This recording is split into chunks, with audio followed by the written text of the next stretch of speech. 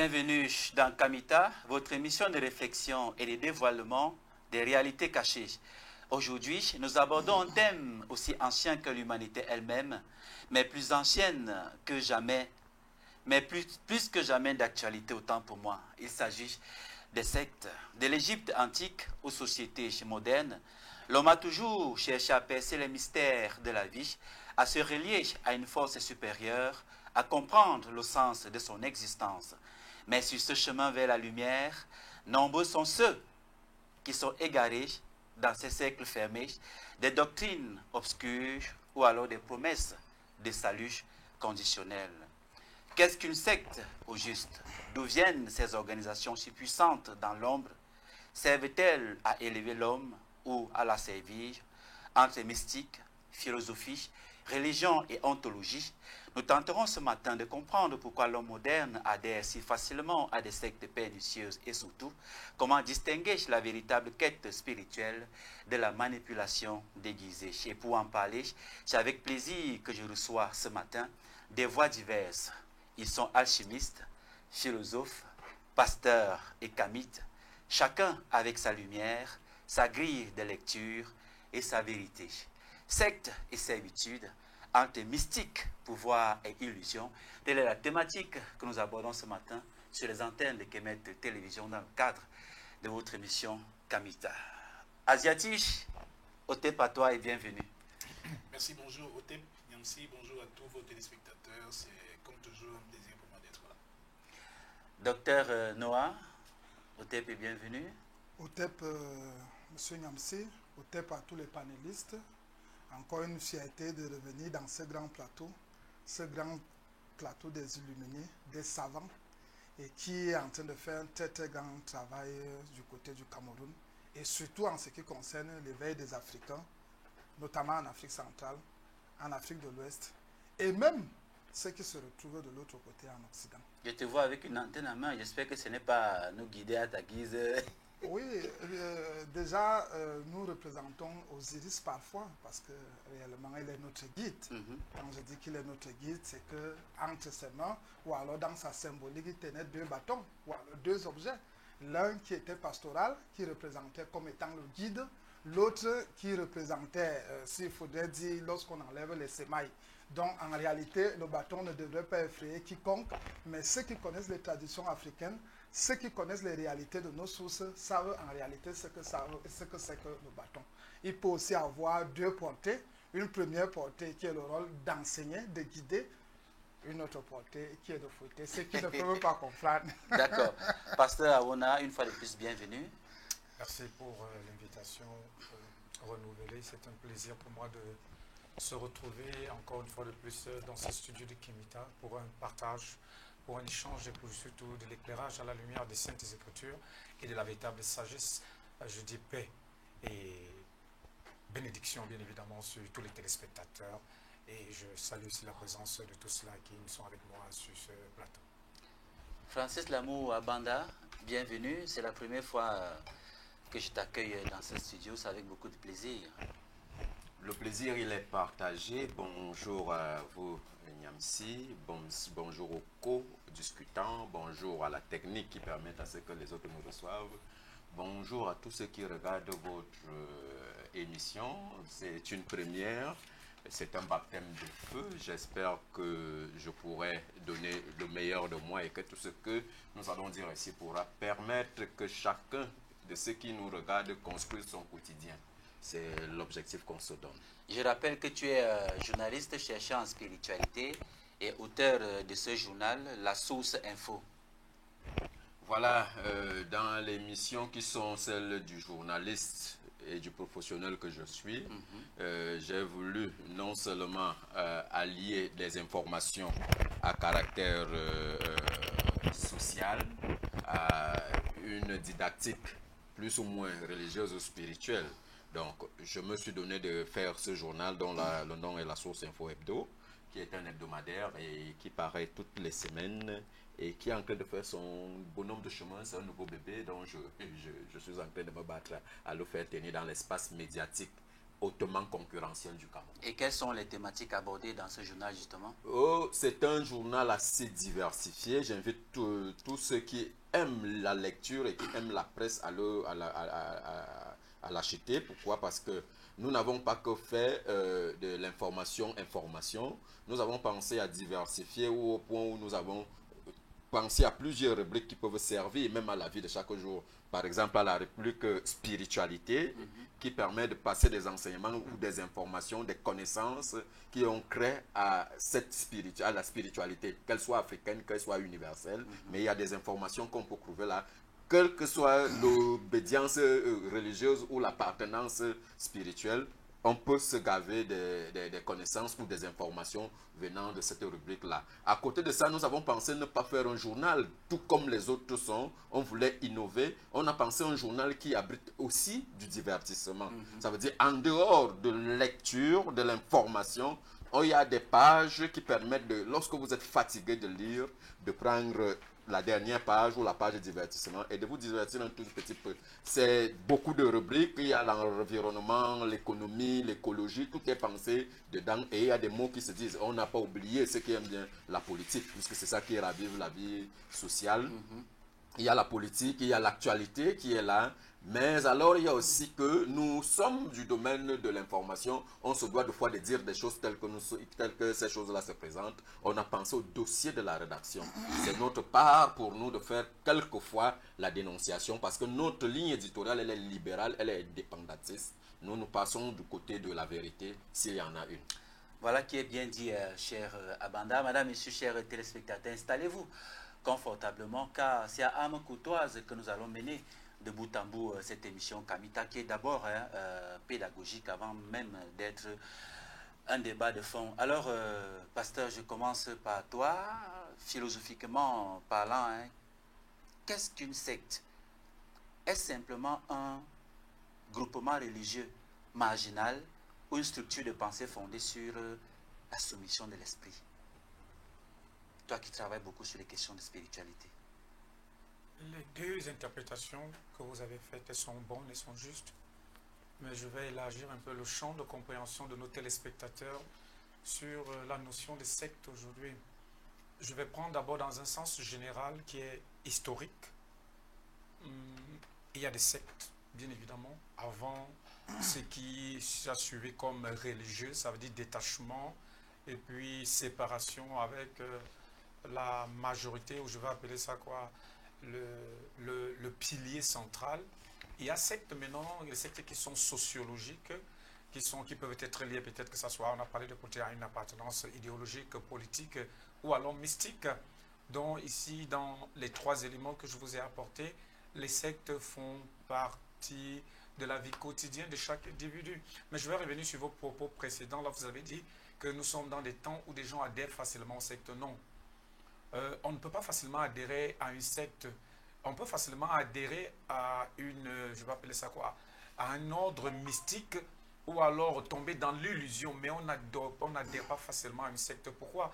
Lorsque vous prenez dans la Grèce antique, que ce soit les épicuriens, que ce soit les stoïciens, il fallait avoir certains critères remplis, certains critères qui étaient très très stricts, qui étaient sélectifs même, qui étaient élitistes, avant de pouvoir adhérer à une secte ou être recruté ou alors enrôlé dans une secte. Ça, c'était purement philosophique. Vous allez voir la naissance de ce qui est aujourd'hui appelé école de connaissance et de sagesse. Je parle des sectes ésotériques.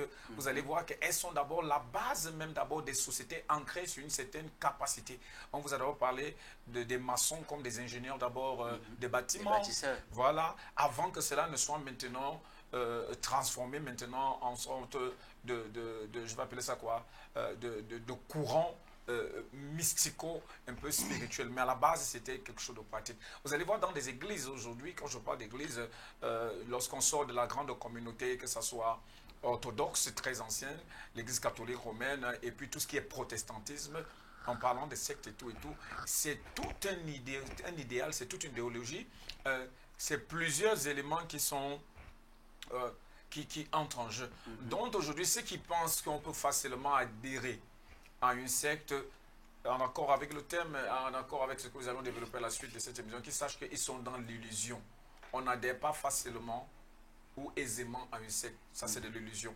Mais maintenant, il y a du pouvoir dans des sectes, et il y a du mysticisme dans des sectes, et il y a même aussi beaucoup, je vais appeler ça quoi, de non-dits dans ces sectes. Je crois que après cette première prise de parole, nous aurons le temps de développer et voir aussi à la lumière des Saintes Écritures qu'est-ce que c'est qu'une secte religieuse, sur le plan auquel je vais beaucoup plus. Alors frère Abanda, est-ce que tu partages cette définition sur le plan historique et ontologique du gène secte?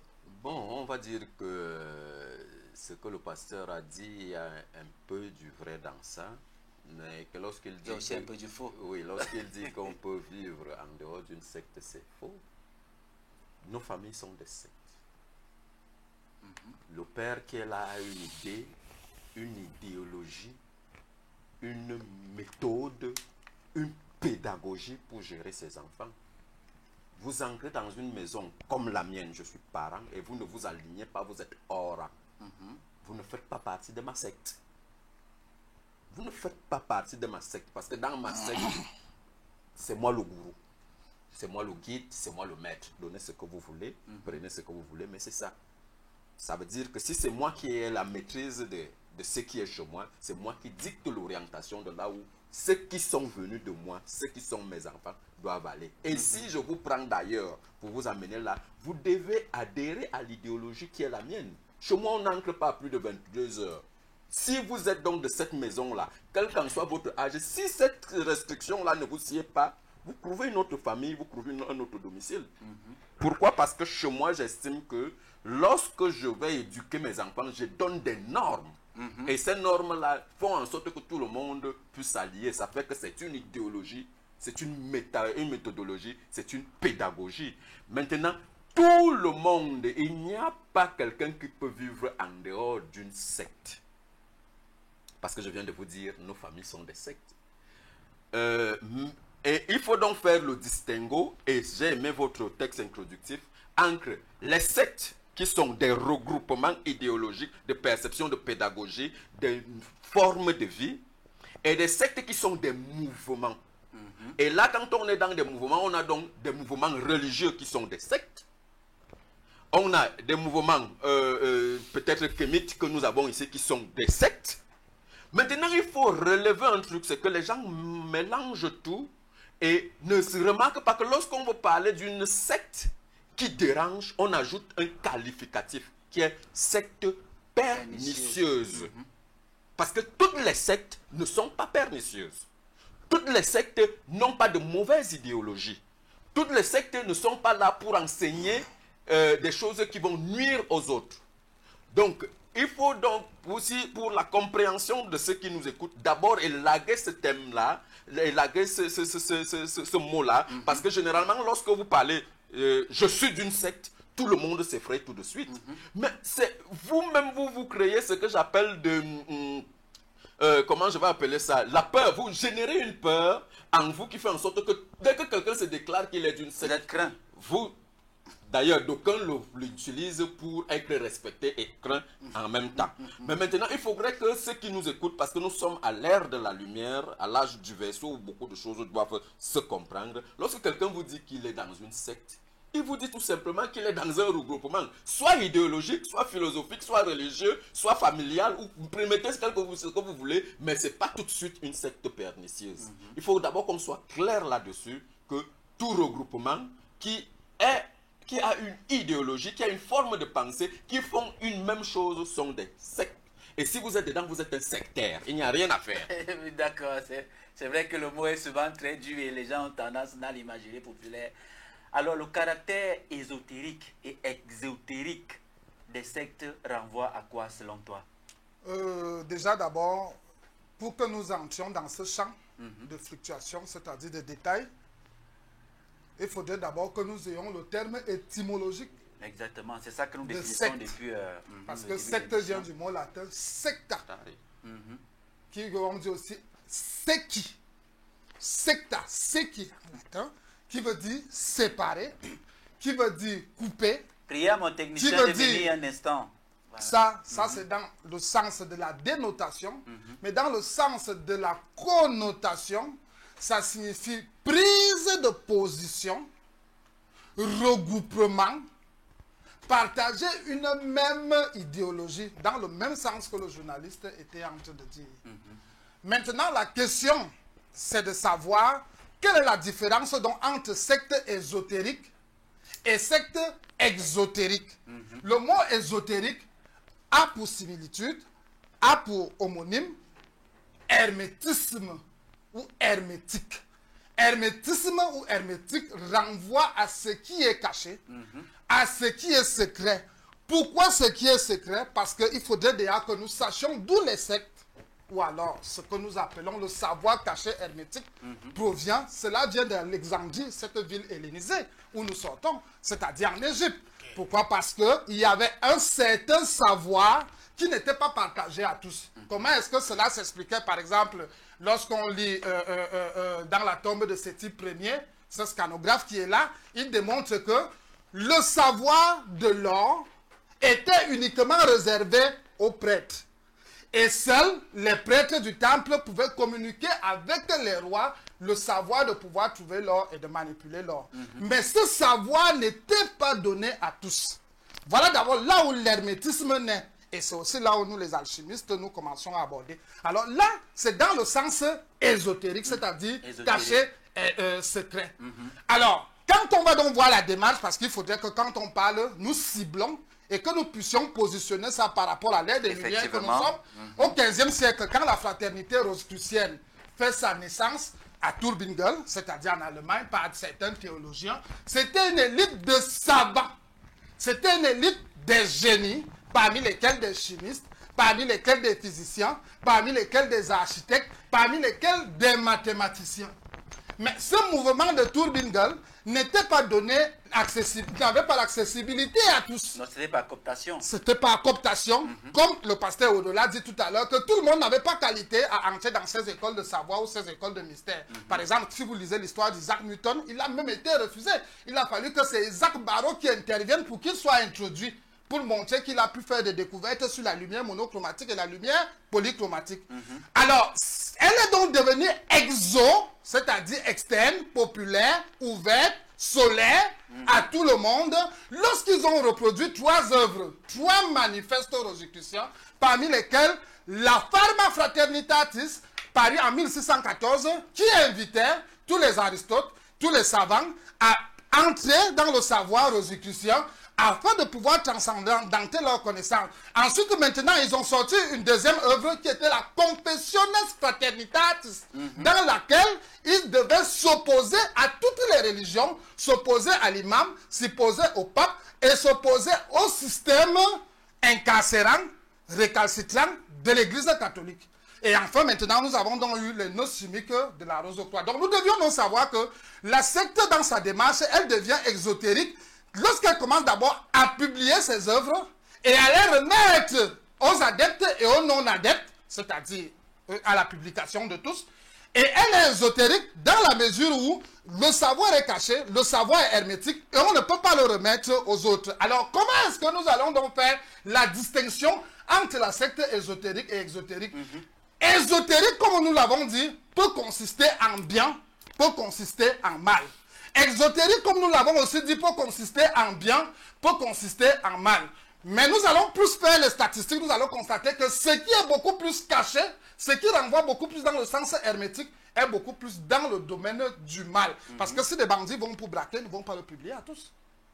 Si des gens vont pour agresser, ils ne vont pas le mettre dans des banderoles, ils ne vont pas le mettre dans les pancartes ou dans des vecteurs publicitaires. Non, ils vont le faire de manière hermétique et de manière secrète.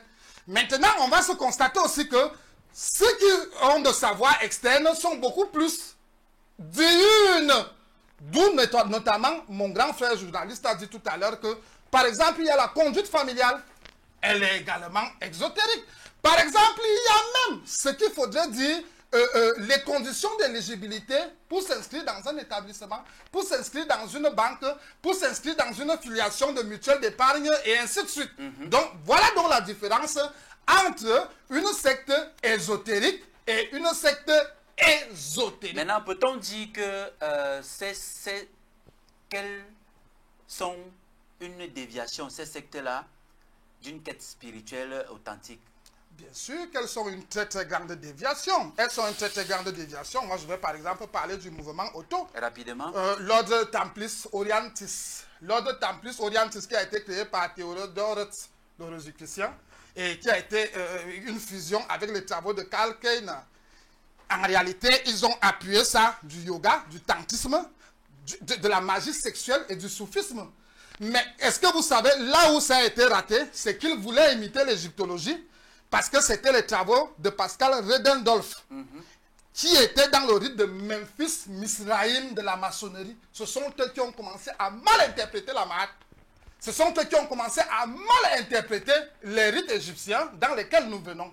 Ce sont eux qui ont commencé à faire appel à un syncrétisme d'où nos symboles n'avaient pas besoin de ça, nos initiations n'avaient pas besoin de ça, parce que dès le départ, je vous ai dit que lorsqu'ils créent l'Otto, l'ordre Templis Orientis, ils prennent le savoir égyptien et le syncrétisme avec le soufisme, et le syncrétisme avec le taoïsme, le syncrétisme avec le tantrisme, c'est-à-dire un débordement des secrets sexuels qui a été reconnu de tous et ainsi de suite. D'accord. Alors, Adjati, dans quelle mesure, selon toi, les sectes exploitent-elles le besoin humain de transcendance pour instaurer justement un rapport de domination psychique ou spirituelle? Peut-être que tu vas revenir aussi sur... Oui, j'apprécie, j'aime beaucoup l'énergie de l'alchimiste. Si le décibel participait de l'argumentaire, je pense qu'il serait un débatteur mondial. Avant de répondre à la question qui me semble intéressante, parce que ça va me faire une fleur aux religions, je voudrais revenir sur deux éléments qui ont été dits par le directeur de publication et l'alchimiste. Le directeur de publication a dit qu'on ne peut pas vivre en dehors des sectes. Je pense qu'il faut nuancer parce que la secte demande une adhésion. C'est-à-dire que si tu imposes quelque chose à tes enfants, ils sont soumis à toi parce qu'ils te respectent en tant que parent. Et quand ils sortent de ton autorité, ils font ce qu'ils ont à faire. Ça veut dire qu'ils n'étaient pas... c'était par astreinte qu'ils étaient là, mais pas par adhésion volontaire. Pourtant, la secte nécessite que je vienne et que je sois soumis volontairement. Parce que la secte, c'est soit la doctrine, soit l'individu qui devient donc le gourou. Parce qu'on peut adhérer à une secte où on ne connaît même pas le gourou. Et là, c'est le système dominant. C'est-à-dire, si vous arrivez quelque part, quelqu'un va te dire, non, ici on fait comme ça, ici on ne fait pas ça. Tu lui demandes qui a initié ça. Il ne connaît pas. Mais l'esprit qui gouverne l'environnement, c'est que ici on fait comme ça. Donc là, c'est la doctrine. Et c'est une secte. Mais un gourou charismatique peut également influencer les gens. C'est un leader charismatique qui peut influencer les gens. Et on va faire suivant sa volonté parce que c'est lui le gourou de l'esprit qu'il véhicule. Donc, on peut vivre en dehors des sectes. On peut vivre également volontairement. On peut adhérer à une secte. Et puis l'alchimiste a dit que ce qui est caché est mal, en expliquant l'ésotérisme et l'exotérisme. Il a dit que ce qui est caché est mal et quand c'est bon, on fait en plein jour. Non, le christianisme est fait en plein jour. Le christianisme est plus violent que tout. Ah bon? Le christianisme est plus dangereux que tout. En fait, les gars se basent sur un principe. C'est que, par exemple, une vérité qui se répète devient... Non, je veux dire, un mensonge qui se répète devient vérité. Donc, une horreur qui est habituelle devient douce. Ça ne fait plus peur. Parce que imaginez si le christianisme se faisait dans la nuit et que dans la nuit, on disait « mangez mon corps et buvez mon sang ». À partir de ce moment-là, vous ne percevez... Cette phrase-là n'aurait pas la même perception qu'elle a aujourd'hui parce qu'elle est dite en journée. Donc, en fait, le christianisme, c'est une secte qui est brutale, qui amène les gens à adhérer en leur faisant croire qu'ils ont souscrit, qu'ils ont décidé d'adhérer. Mais en fait, c'est une corruption morale. C'est des gars, je pense que le christianisme, c'est le neuromarketing. Parce que c'est des gars qui pénètrent vos neurones, les déconnectent de la réalité et les reconnectent à leur réalité. Et puis, vous devenez chrétien de fait, non pas parce que vous avez choisi, mais parce que vous l'avez subi. Donc le christianisme, c'est une secte qui se fait en plein jour, pourtant qui est mauvaise. Mais alors, comment ils font pour paraître bon? C'est que ils vont échelonner et vous dire que, bon, voilà, il y a des étapes, le baptême, la communion, la confirmation, etc. Mais il y a des étapes qu'ils ne mettent pas en plein jour. Il y a des choses auxquelles sont soumis les prêtres, mais ce n'est pas enseigné, ce n'est pas pour tout le monde. C'est-à-dire que là-bas, c'est un autre niveau qui se fait dans la nuit. Mais pour attirer les gens, bon, ce qui se fait en journée, et on dit non, c'était pour dire que les choses mauvaises peuvent se faire en journée. Aujourd'hui, il y a des séminaires de francs-maçons, de Rose-Croix qui mettent les banderoles partout et qui attirent les gens. Ça se fait en journée. Et la sorcellerie qui se fait dans la nuit, elle n'est pas que mauvaise. Il y a des sorciers qui travaillent la nuit pour délivrer des gens comme le pasteur. Il y a des sorciers qui travaillent dans la nuit pour assainir le village, mais ils travaillent dans la nuit. Donc, ce n'est pas parce que c'est dans la nuit que ce n'est pas bon. D'ailleurs, il y a des choses qui se font dans la nuit et qui sont très bonnes. Suivez mon regard. Maintenant, pour répondre à la question, Yamsi, c'est que les sectes profitent souvent soit de la conjoncture. Et dans le cas du Cameroun, la conjoncture peut être la pauvreté. Ça peut être la recherche des repères. Parce que vous savez bien que l'Afrique, aujourd'hui, est à la quête des repères. Parce qu'on dit aux Africains, écoutez, laissez le christianisme, mais ils demandent, si on laisse ça, on va où? On embrasse quoi? Voilà. Et donc, la nature a horreur du vide. Ils veulent quelque chose. C'est pour ça que certaines personnes qui suivent béatement le mouvement Kamite se retrouvent dans des histoires. Parce que la Kamitude n'est pas une secte. On n'a pas un gourou. Ça, je reviens aussi sur ce que... On peut être Kamite et observer des paradigmes différents. OK? Et je dis souvent, si l'objectif, c'est Yaoundé, le chemin qui mène à Yaoundé peut être... géodésique. Oui, c'est-à-dire que lui peut passer par Douala, lui par Bafoussam, et on se retrouve à Yaoundé. Mais la secte, c'est que pour aller à Yaoundé, il faut passer par Jésus. Ça ne se discute pas. Vous voyez? Donc, la conjoncture peut donc amener les gens à avoir faim.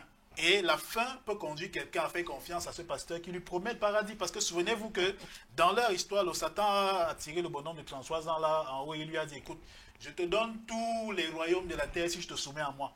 Voilà comment on attire les gens. C'est dans le livre que tout a expliqué. Hein. Donc, il lui a dit, et du coup, tu te demandes, mais tiens, si Satan promet à Dieu de lui donner tout, ça veut dire que tout appartient à Satan. Finalement, c'est Satan Dieu. C'était une parenthèse. Donc, il y a la faim, il y a la recherche des repères. Quand quelqu'un est en quête de sa spiritualité, il peut se retrouver à faire n'importe quoi et adhérer à n'importe quoi. La recherche de ce fameux Dieu. Dieu.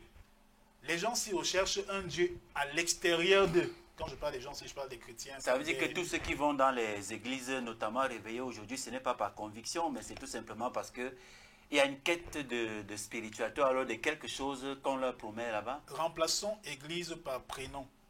Aujourd'hui, j'ai vu son nom à la télé là, c'était Charles Awona. Est-ce qu'il a décidé de s'appeler Charles? Non. Pourtant, ils ont choisi de l'appeler Awona parce que Awona est identitaire. Si tu lui demandes d'où vient Awona, il va te dire il est l'homonyme de son père, de son grand-père. D'où vient Charles? Il ne peut pas te dire. C'est comme ça qu'il est devenu chrétien. Si tu lui demandes pourquoi il est devenu chrétien, il n'a pas choisi de devenir chrétien. Il est chrétien, de fait, il a subi. Parce que s'il était né en Arabie Saoudite, il ne serait pas chrétien. Il est chrétien parce qu'il est né dans une famille chrétienne. Donc nous ne sommes pas des chrétiens nés, nous sommes des chrétiens, nous avons subi le christianisme. Alors je disais que ces gens-ci, comment est-ce que leur secte fonctionne? Donc, quand tu as faim, tu viens vers le pasteur qui te promet que demain, tu auras à manger, tu auras le mariage, etc. Et plus ça n'arrive pas, plus tu as envie de continuer à croire parce qu'il te fait vivre dans ce qu'ils ont appelé la foi. La définition de la foi elle-même, elle est dangereuse et attire les gens dans ces machins. Parce que comment est-ce qu'on peut te dire que la foi, c'est la certitude aux choses incertaines? Vous voyez? Et donc, chaque fois que ça n'arrive pas, il te dit non, ça va arriver, c'est qu'il y a encore le diable qui fait. Et c'est comme ça que tu continues à adhérer, à lui faire confiance. Donc, il y a la faim. Il y a la quête de spiritualité, il y a le manque de repères, on ne se connaît plus. Si un gars, moi je vous ai dit qu'en troisième, j'ai fréquenté avec un gars qui s'appelait Pierre-Marcel Maurice. C'est tout son nom. Pierre-Marcel Maurice, mais le gars est perdu. Un Africain. Un Africain, un gars de Macad à Bomban. Il s'appelle Pierre-Marcel Maurice. Et à l'époque, moi j'étais envieux, je disais, mais tiens, waouh, j'étais chrétien moi aussi. Je disais, waouh, c'est un beau nom, hein, il est. Mais avec du recul, je me rends compte que c'est un esclave. Donc ce genre de gars-là, quand il finit après le bac, où est-ce qu'il veut partir? Il n'a pas de destination à lui propre. Ici, il va partir dans une destination où son nom a un sens. Et dans cette destination-là, il va donc tomber sur des gars qui sont dans la franc-maçonnerie, la rose, etc. Il va adhérer parce que ça lui ressemble. Vous voyez? Donc, c'était pour répondre à la question. Ce sont des éléments qui peuvent motiver, ils jouent sur la sensibilité des Africains, des Camerounais, La la nature famine, ayant la horreur faim, du vide, comme la tu l'as quête de dit. spiritualité, etc. Pasteur, Oui, y a-t-il un christianisme qu'on pratique dans la nuit? Est-ce que toi, en tant que pasteur, tes ouailles que tu as, c'est une secte pernicieuse, comme l'a dit le frère Abanda, parce qu'il y a beaucoup de promesses et parfois des promesses qui ne se réalisent pas. Je vais rapidement revenir sur des éléments d'abord très importants, ça c'est pour nos téléspectateurs. Mais comme je suis souvent très amusé quand j'écoute le Kamit Asiati, il est assez intéressant, mais bon, il est tout simplement encore très loin de la vérité. Une famille ne peut pas être considérée comme une secte de manière religieuse, de manière sociologique, ni de manière historique. Pourquoi est-ce que je vais parler par rapport au bien-aimé Francis Abanda? Parce que dans une famille, il n'y a pas un isolement total du monde extérieur. Ça, c'est la première caractéristique des sectes. Pas dans le sens péjoratif. Dans une famille, il n'y a pas une sorte d'interprétation stricte ou déformée du code de conduite de toutes les familles. Je vous prends un exemple dans un quartier. Même si vous habitez Bastos aujourd'hui ou Oja, mais ce qui est sûr, il n'y a rien qui se fasse dans une villa A qui n'est pas similaire à ce qui se fait dans une villa B. Même si les valeurs diffèrent selon la formation, selon l'approche, selon la foi, ou selon, je vais appeler ça quoi, l'arrière-plan, mais vous allez voir qu'il y a des similitudes. Nous sommes en période de rentrée scolaire. Toute famille normalement constituée, vous allez voir dès le matin, tous les enfants sortent pour aller vers un établissement scolaire. Donc, parlant de secte, dans un terme strict, la famille ne peut pas être considérée comme une secte. Parce que le père selon son étymologie, je te relance, selon son étymologie, parce qu'un papa n'est pas selon sa définition, qui a été... Non, je te relance. Selon sa définition qui a été très claire, si la définition littérale de secte renvoie à un regroupement de personnes, je pense bien que la famille est une secte, parce qu'il y a un code de conduite dans une famille où le père dit qu'à partir de 18h, il faudrait que tout le monde soit là. Tel jour, on a fait ceci. C'est un code de conduite et c'est une famille, c'est un regroupement de personnes qui se retrouvent. Tenez en compte les premiers éléments que je vous ai présentés. Je vous ai dit dans le sens général. Ce terme n'a jamais fait problème à qui que ce soit, pour ceux-là qui connaissent effectivement. Il a parlé bien de ça. Maintenant, le problème, l'expression secte qu'ils peuvent donner même, je vais appeler ça quoi, des sueurs froides, même à certaines personnes spirituelles, c'est lorsqu'on entre maintenant dans un sens religieux, mystique, ou alors sociologique et plus pernicieux. Il faut qu'on se comprenne bien. Parce qu'un papa n'est pas un gourou. En tant que pasteur, j'ai eu à avoir affaire à certaines familles. Sauf que la définition littérale, j'insiste, pasteur, du mot secte, on peut lire dans le dictionnaire, ça ne renvoie forcément pas à ce que tu es en train de dire, le caractère forcément religieux. Tout à fait. J'ai parlé de 3 éléments principaux dans ce que nous pouvons appeler secte. Vous pouvez vérifier vos téléspectateurs. J'ai dit dans le sens historique neutre, tout regroupement. Comme je vais parler dans la Grèce antique, ils ont commencé ces là, les premiers philosophes ont commencé à développer une certaine sagesse universelle. Je vous ai parlé des stoïciens et des épicuriens. Ils étaient considérés comme des personnes adhérant à une secte ou bien promouvant une secte. Je vous ai parlé des sectes à caractère religieuse. Ça veut dire que des mouvements qui se sont séparés d'un ensemble et qui ont décidé de marcher. Et je vous ai parlé des sectes en tant que mouvement idéologique ou historique. Un parti politique, c'est une secte.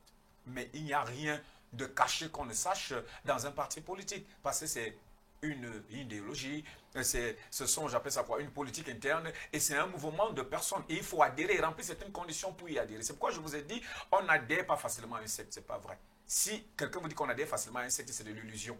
Monsieur le Kamit Asiati, parce qu'il faut que vous sachiez pourquoi est-ce que vous adhérez à une idéologie et là où elle vous mène. Maintenant, elle devient pernicieuse lorsque vous, dans l'illusion, vous adhérez à quelque chose que vous ignorez. Est-ce que vous comprenez un peu? Donc, mais au sens de la famille, je vous ai dit, aucune personne ne va considérer sa famille comme une secte. Mais si vous voyez une famille qu'on appelle déjà secte, c'est une famille qui est pernicieuse. Je vous parle en tant qu'homme spirituel. Parce qu'il y a des pratiques dans les familles qui ne sont pas appropriées et qui ne sont pas normatives ni encouragées au grand nombre. Il y a des incestes dans des familles qui sont reconnus. justement, vous comprenez un peu, on peut dire considérer cette famille comme une secte. Et là-bas, il y a quoi?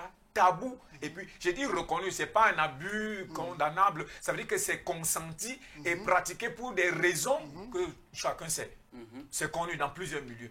Il y a des familles ici, je vous prends l'exemple, où la sorcellerie, vous comprenez un peu, il y a tellement de choses. Je vous prends l'exemple, je vais taire le nom de l'artiste. Il y a un artiste, il est même originaire de la région, je vois, du Fundi, qui a eu des soucis avec la justice la fois passée. On peut considérer cette famille comme une secte, parce que les enfants ont adhéré à cette idéologie. C'était quoi? Une aliénation, quoi que ce soit, on ne sait pas trop. Donc, je reviens ici, là, la famille dans le sens strict n'est pas une fête parce qu'il n'y a pas de gourou et la famille n'est pas coupée des réalités extérieures, rien n'impose à cette famille. Je vais relancer maintenant la chimie, qui est quelque chose oui, très rapidement. Non, avant de terminer avec, permettez-moi s'il vous plaît de m'exprimer parce qu'il a touché un aspect qui est important, parce que l'information est très importante. La chimie, ça dit des choses intéressantes. Il s'est apaisanté sur l'origine de la création d'une des sectes les plus répandues en Afrique. L'ordre Amok, je vais m'arrêter à ça, je vais parler dans ça. Mais vous allez voir qu'à la base, Amok n'était pas spéculatif. Amok était opératif. Cela veut dire que ceux-là qui mettent sur pied des sectes, ce sont des personnes qui, elles, se sont senties supérieurement un peu élevées au-dessus de tout le reste. Cela veut dire que ce sont elles qui ont les tenants et les aboutissants de la doctrine. Ce sont elles qui ont la besoin de la méthode et de la pédagogie. Et vous allez voir que dans tout système sectaire, il y a ce qu'on appelle la pyramide.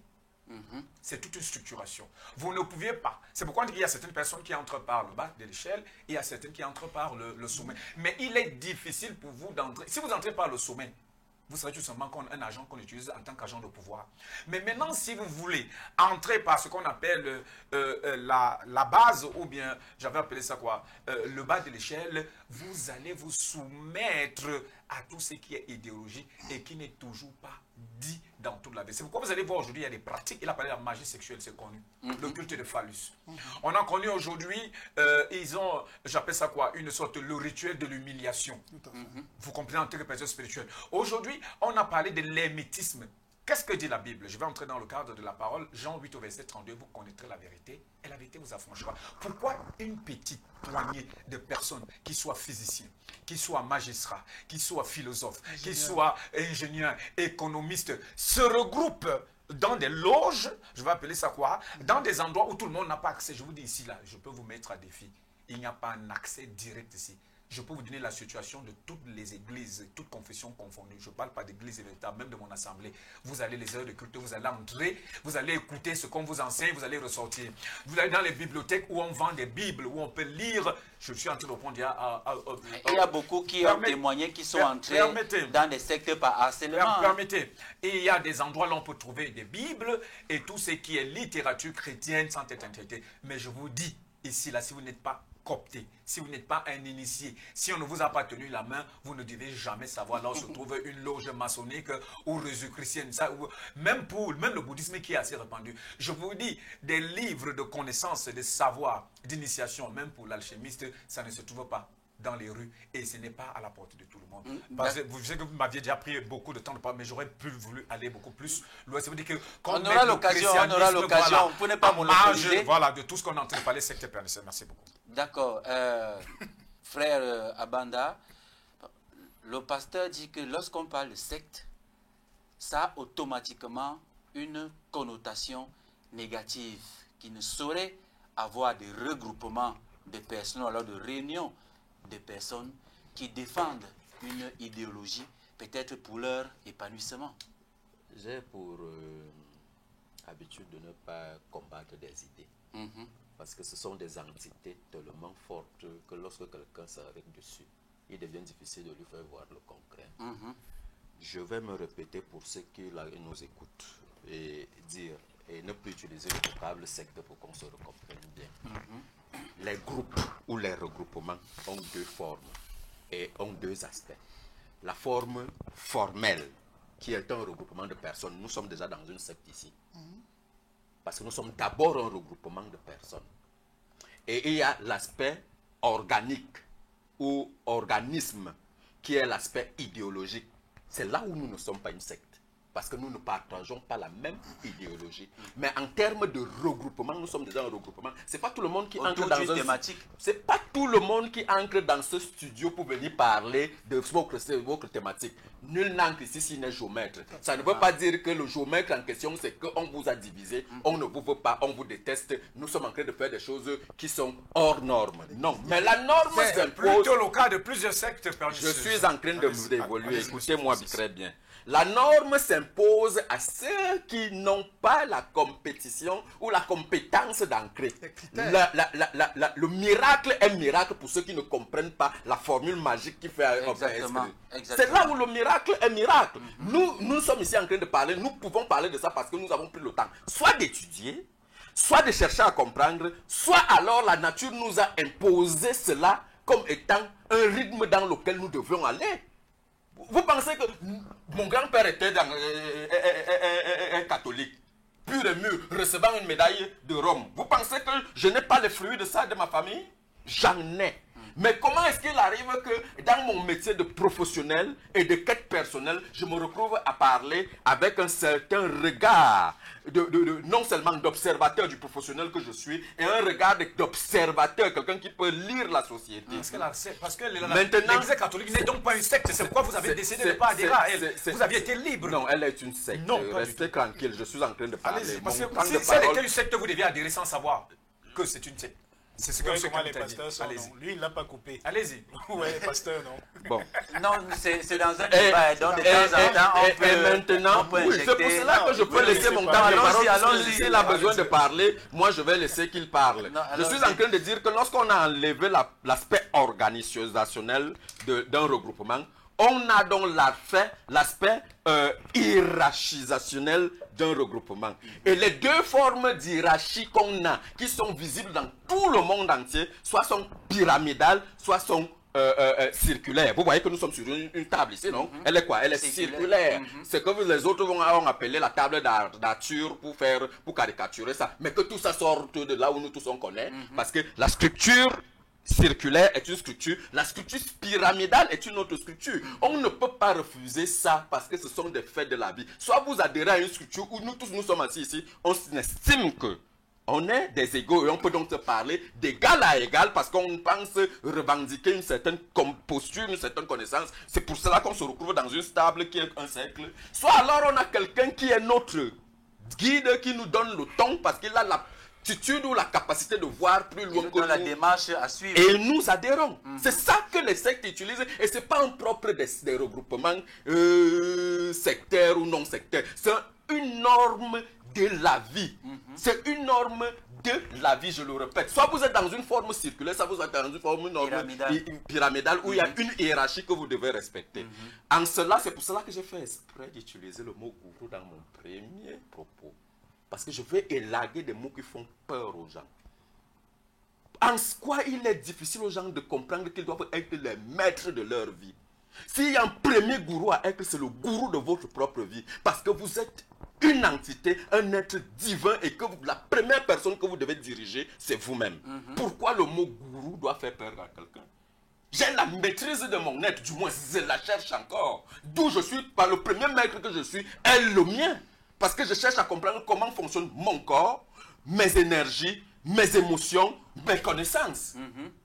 Pourquoi ça doit faire peur à certains? Beaucoup d'enfants rêvent, pour te relancer, beaucoup d'enfants rêvent de devenir comme leur père. Leurs parents sont comme des modèles. Est-ce qu'on ne peut pas considérer ces parents-là, à ce moment-là, comme des gourous? Maintenant, si vous permettez, monsieur Abanda, le mot gourou, vous avez parlé de sens étymologique.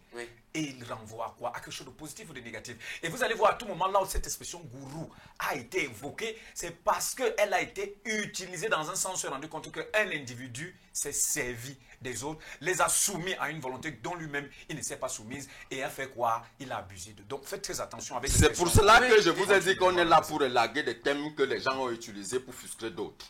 Moi je suis conscient et je parle avec l'honnêteté qui est la mienne pour dire que les gens ont pris des mots, les ont chargés de ce qu'ils pouvaient charger et les ont utilisés comme ils pouvaient les utiliser à des fins propres ou à des fins politiques ou alors que ce qu'ils voulaient.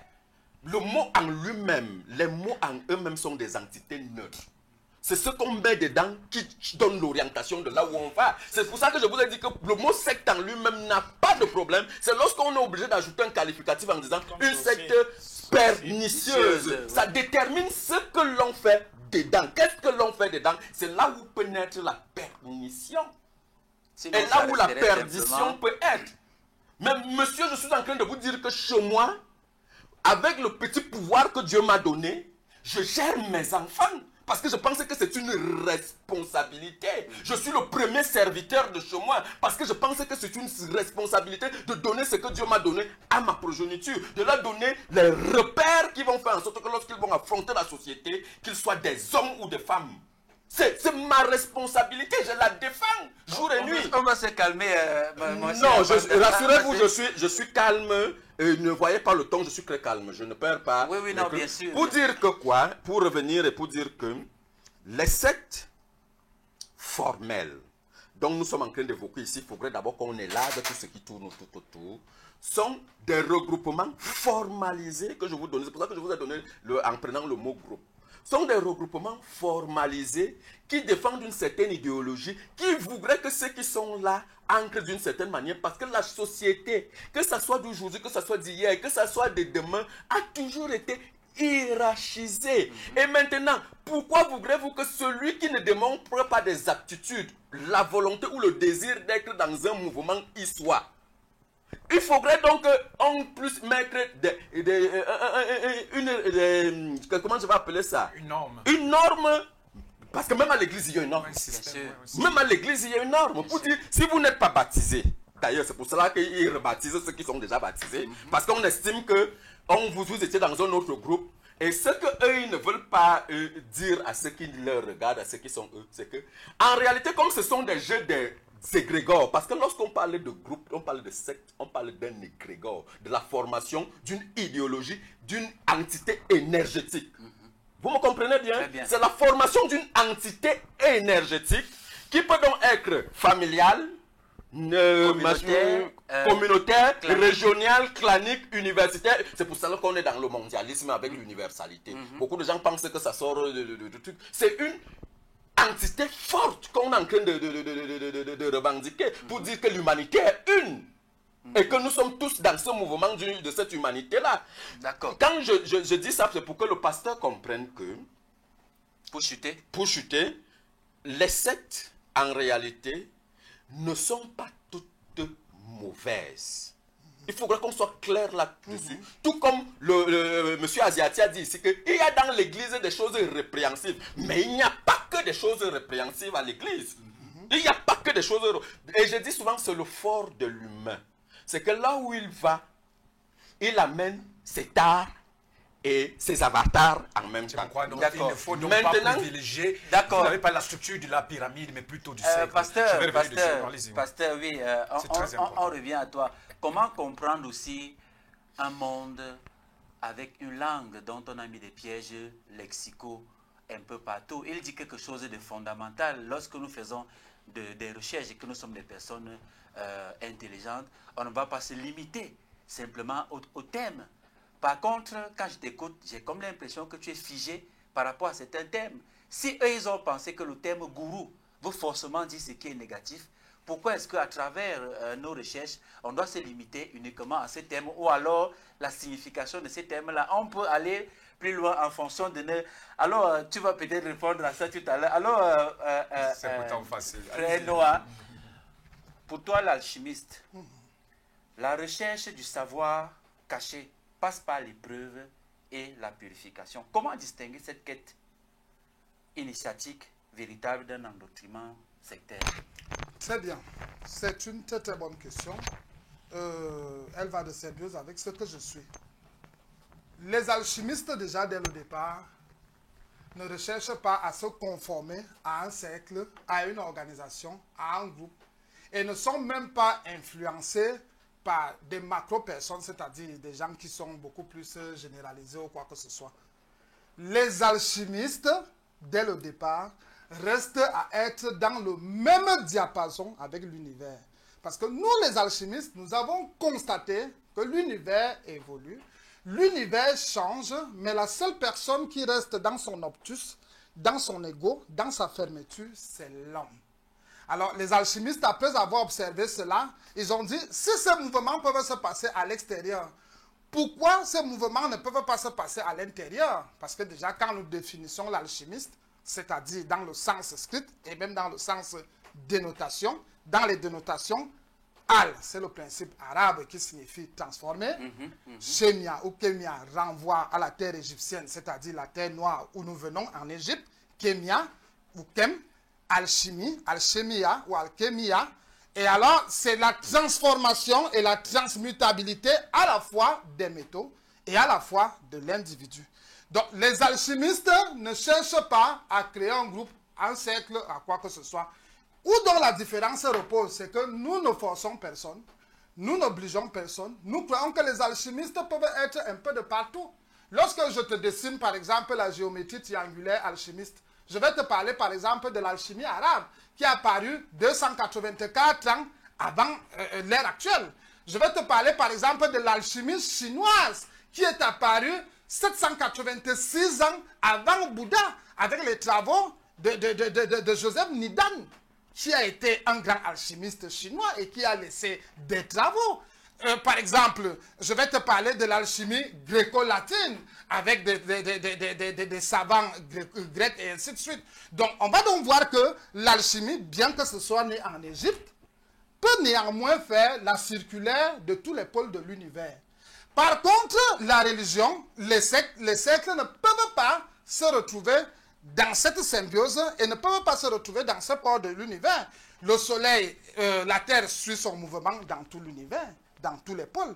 Et les mouvements de la lune, les mouvements du soleil, si vous permettez l'expression, on les revoit un peu de partout. Ce n'est pas sectarisé, ce n'est pas linéaire, ce n'est pas figé à une certaine appartenance.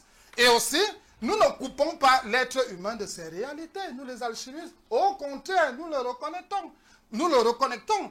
Par exemple, si je te prends le domaine des religieux, des cercles et ainsi de suite, on va voir que première des choses, ils coupent l'être humain de ses réalités. Ils coupent l'être humain de son essence naturelle. La religion. Les religions, c'est d'abord leur travail. C'est pour cela que moi, j'apporte toujours les tableaux. C'est vrai que j'ai eu un peu de soucis. L'univers vient par une spirale logarithmique. Si vous pouvez montrer aux frères, à la fraternité, l'univers vient par une spirale logarithmique. Et tout ce que nous faisons sur la Terre, nous suivons ce qu'on appelle la spirale logarithmique. Et de cette spirale logarithmique, on va voir que dans les traditions bouddhistes et même dans les traditions égyptiennes... On va se calmer, frère. On élève le niveau. On va se calmer, on va se calmer. Très bien, très bien, très bien. On va donc voir que c'est ce serpent, ou alors si vous permettez, cette forme géométrique spirale, qui se retrouve dans tout un chacun. Est-ce que nous sommes d'accord? Par exemple, en Chine même, on parle de ça sous la forme du supuku. Et on parle, par exemple, ça en Japon, on appelle ça le ki. Ouais, c'est ce que nous sommes d'accord, même le fœtus. Et nous allons donc nous rendre compte que chaque être humain a ce serpent, si vous permettez. Et du moment où on te coupe avec ce serpent, tu perds toutes tes essences naturelles, tu es déséquilibré, il y a une rupture fatale en ce qui concerne que ce soit tes soins médicaux, que ce soit tes soins sanitaires et ainsi de suite. Je continue, permettez-moi de montrer, s'il vous permettez. Vous verrez que ce serpent-ci commence à partir du bas, ce que nous appelons le pénis, et ça s'élève sur ce que les Indiens appellent le Ajna Chakra. Est-ce que nous sommes d'accord? Qui permet à l'être humain de voir et le visible et l'invisible. C'est la raison pour laquelle on retrouvait les pharaons au-dessus de leur tête porter un tigre, sur lequel il y avait un serpent qui était au-dessus, qui représentait l'illumination totale. Et plus loin, nous allons donc nous rendre compte que l'être humain a ce serpent-là, et la seule manière de couper ce serpent vivant qui est en nous, c'était de nous présenter un serpent mort. Et où est-ce que le serpent mort est venu? C'est venu dans l'Ancien Testament. C'est venu dans la loi de Moïse. Lorsque Moïse a élevé le serpent d'airain, qui était un serpent mort, et qui n'est pas utile à nos propres nécessités, et qui ne nous connecte pas à nos propres réalités. Les géographes ont fait un travail sur National Geographic en montrant, par exemple, quand l'ours est malade, comment est-ce que l'ours se soigne. On dit que lorsque l'ours se soigne, Il tourne en spirale logarithmique pour retrouver ses remèdes, pour retrouver ses médicaments. Et c'est dans cette spirale logarithmique qu'il retrouve ses soins. Or, aujourd'hui, tu vas te rendre compte que beaucoup de gens qui ont apporté les religions, beaucoup de gens qui ont apporté ces cercles-là, ils ont coupé ce savoir aux gens. J'ai apporté certains herbes ici, si vous permettez rapidement, je vous en prie. J'ai apporté certains herbes. Je prends ça, comme elle a déjà défleuri, il faut montrer à la fraternité. Cette herbe renvoie à quoi? Comment Ça, on appelle ça en petit d'abord un zizim. Un zizim. Ça, c'est le Seigneur. Il n'est pas le roi des herbes. Il est le Seigneur des herbes. Lui, là, je ne connais pas le nom en français. Nous sommes des Kanites. Nous parlons selon... C'est ce qui est souvent appelé le roi des herbes à l'Ouest Cameroun. Non, voici le roi des herbes. Donc, j'ai apporté la différenciation. Parce que je vais vous faire un petit témoignage. Et qui va permettre aussi au monde qui est en train de nous écouter. Elle est un peu défleurie, mais on peut regarder au niveau de la tête pour faire la différence. J'ai pris 4 jours pour trouver cette herbe-ci parce que je savais que je devais venir. Donc, elle est rare. Elle est hyper rare. Elle grandit beaucoup plus au Bénin. Oui, elle grandit beaucoup plus au Bénin, notamment en Afrique de l'Ouest. J'ai cherché ça et il y en a très peu. D'accord. En Afrique centrale. Ça renvoie à quoi? Le zizim te permet d'être au-dessus et de retrouver tout ce que tu as perdu. Je prends un peu un cas. Moi, je travaille aux impôts. D'accord, donne-nous donc une recette. Ça dit, par exemple, je prends rapidement le cas. En 2014, j'ai eu beaucoup d'argent, beaucoup d'entrées lorsque j'étais chef de brigade. Mais à partir de 2022-2023, j'ai perdu cela. Mais plus tard, je me suis rendu compte que il faut que je fasse des travaux naturels qui puissent me purifier. Et il faut une herbe spéciale par rapport à ça. Et c'est là où j'ai été initié dans des travaux de la fraternité béninoise qui m'ont dit qu'effectivement, il faudrait que tu recherches cette herbe. Je vous dis, j'ai pris du temps pour la retrouver. Cette fraternité, c'est une secte. On peut dire dans un langage... précis. On peut dire que c'est une secte, mais ce sont nos réalités, ce sont les réalités africaines. On peut dire, n'allons pas de nos c'est réalités. hypothétique. C'est une secte. Non, bon, si tu permets même qu'on dise que c'est une secte. Elle n'est donc pas pernicieuse. Voilà, c'est merci. Voilà, elle n'est pas pernicieuse. Ce sont nos réalités. Et puis, j'ai fait les jours et les jours. Vous savez là où ça grandissait. Niamsi, tu connais la maison, c'était juste à côté de nous.